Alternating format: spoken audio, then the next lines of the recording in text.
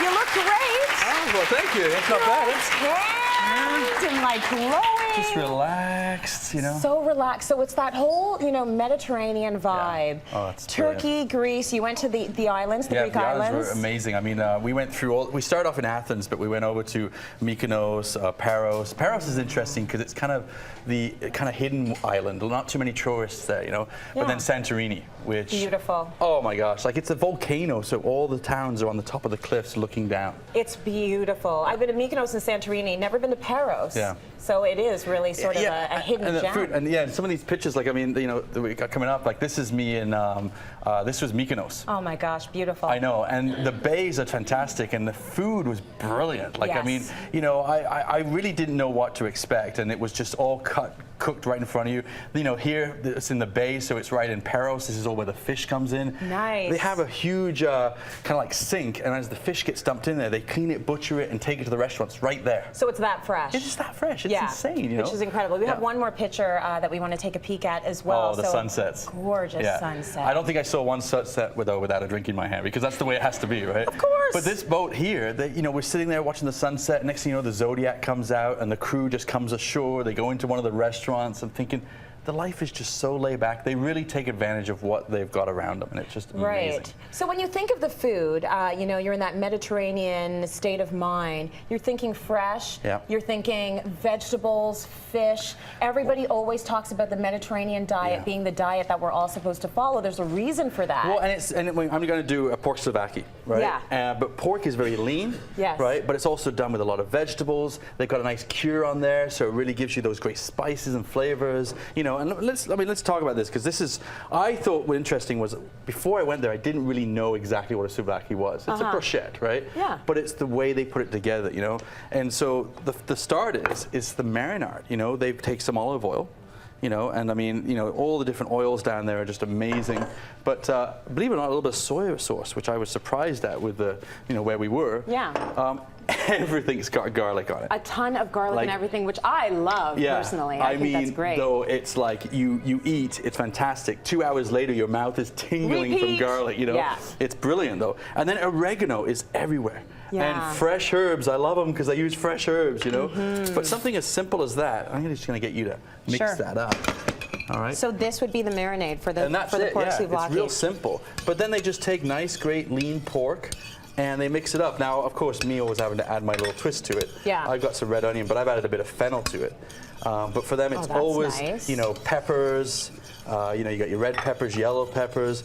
But it's really about just kind of making it simple, light for the heat. Yeah. Well, that's the other thing I noticed as well. Everything was really simple, but with a ton of flavor. Yeah.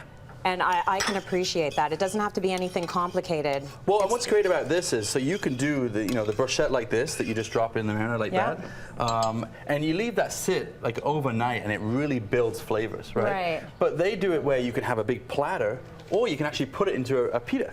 So I like the pita action. Well, so it's street food, right? Yeah, a little bit of bread never hurt anybody. But look at the glaze on that. Mm-hmm. Isn't that amazing? That is great. So that sits overnight, comes up just fantastic, and then they just grill it. And everywhere you go, it's outdoor grills. So you're walking around. It's like, I was hungry the whole time, and I was eating. But you can. So let's say, pork sort of gets a bad name as well. Pork is a lean meat, right? Depending on the cut.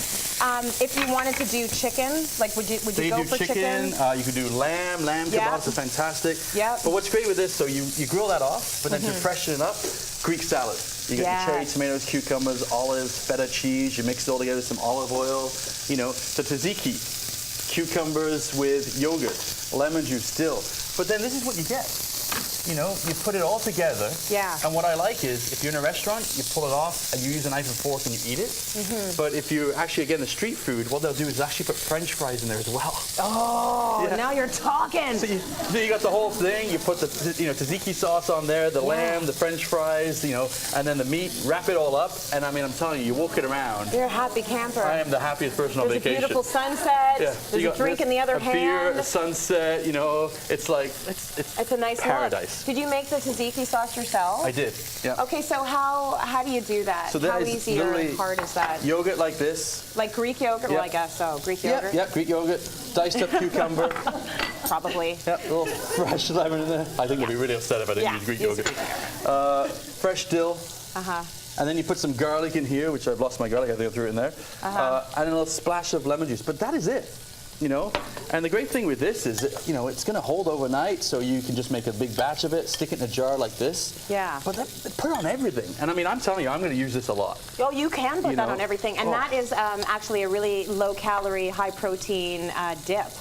Well, yeah. Because you're using the barbecue chicken the Greek breast, yogurt. Put it on your plate, spread that right over top. Beautiful, fresh. Yeah. Nice little bit of pasta, you're done, right? So now, you didn't just do the Greek islands, you also did Turkey. Yeah. And Turkey is this interesting place because it's a little bit of Eastern Europe, a little bit of Western Europe. It's sort of where the two sides collide. Right. You stayed, where were you? We You were did right Istanbul. in yeah. And we're going to talk a little bit about Istanbul later because I got a recipe for you. But it really is interesting how there are similar ingredients, but the actual spices change. Right. You know, I found in Greece it was a lot fresher.